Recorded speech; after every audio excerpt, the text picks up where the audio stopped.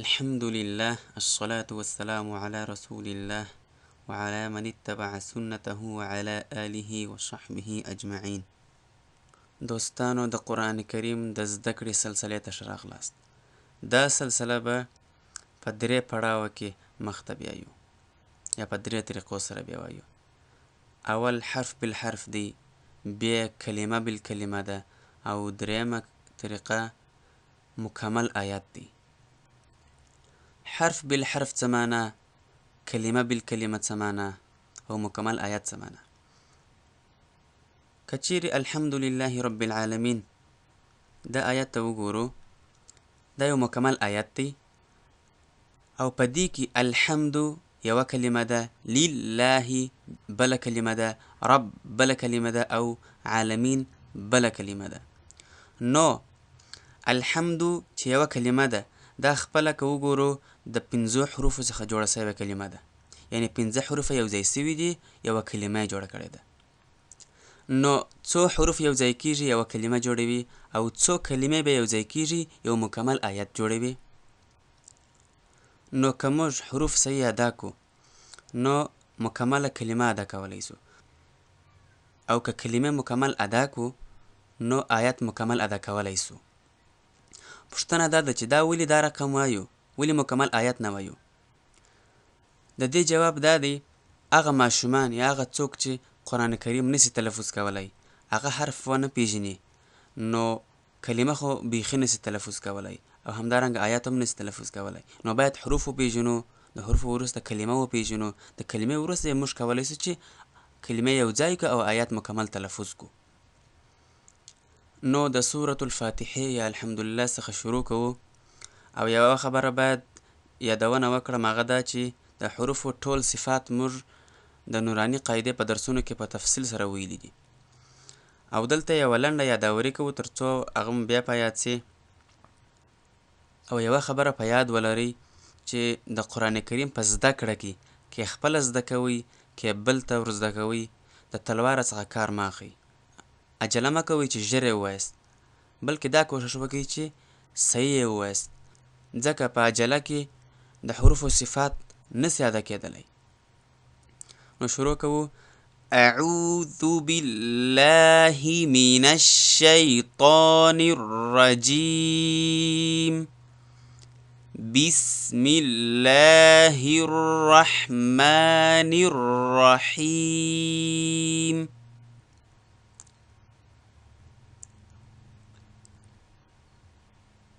الحمد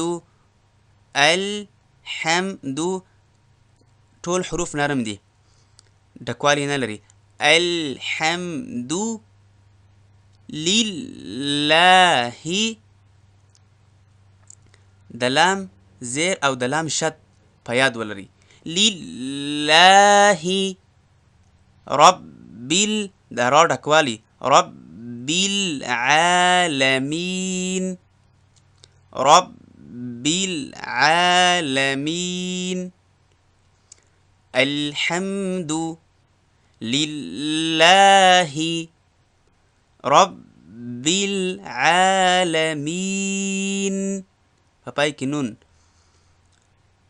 الرحمن الرحیم، د را ډکوالی او د ح او میم نون او د نورو حروفو تشوالی باید په نظر کې ونیسي.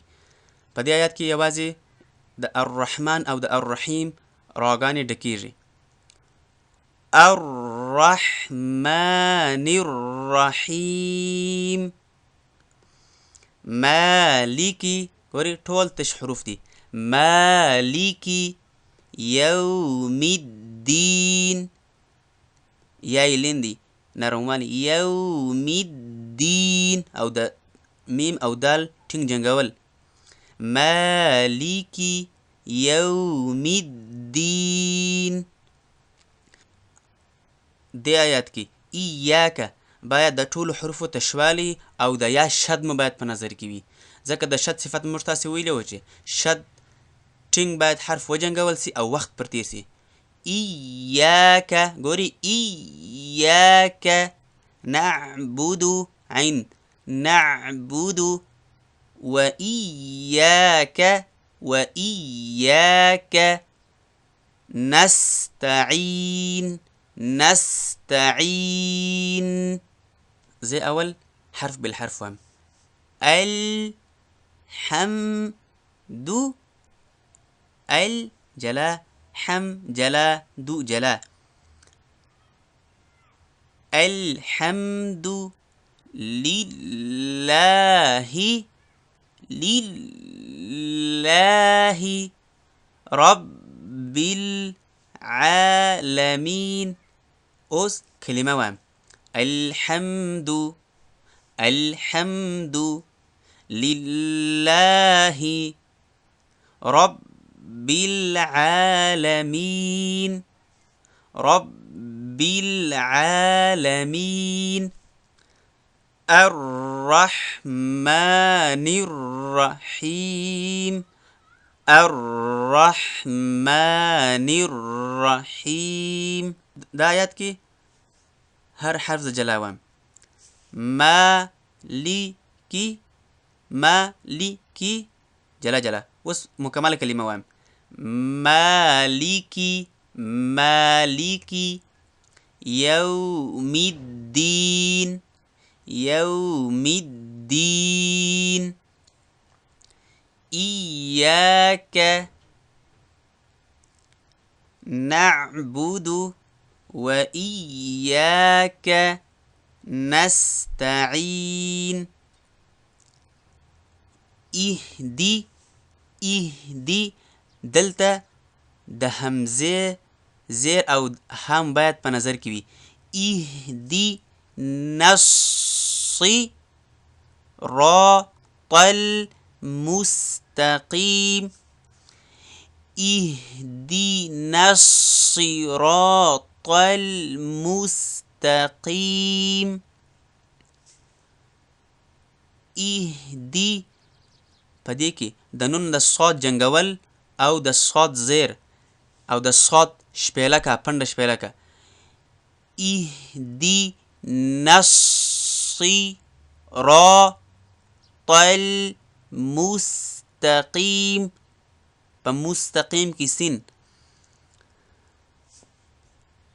صراط الذين صي ګوري صي صي د صاد زیر. صراط الذين أنعمت أنعمت عليهم عليهم غير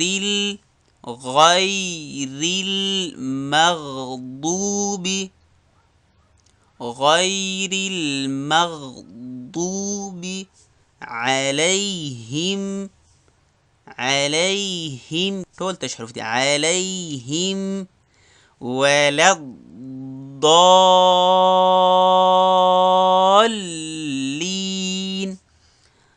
دلته د لام او د ضاد سختی یا مشدد والی لکه ګوري ولد او په ضاد باندې وخت تیرول.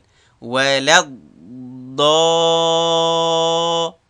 او ضاد درې الف کشول او د ضاد وروسته پر لام باندې سختی ځکه لام شد لري.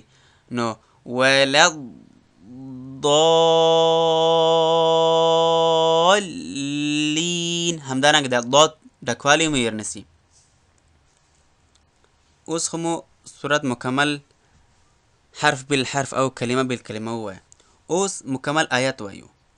الحمد لله رب العالمين الرحمن الرحيم مالك يوم الدين إياك نعبد وإياك نستعين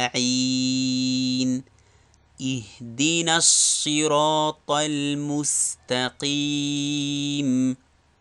صراط الذين أنعمت عليهم غير المغضوب عليهم ولا الضالين.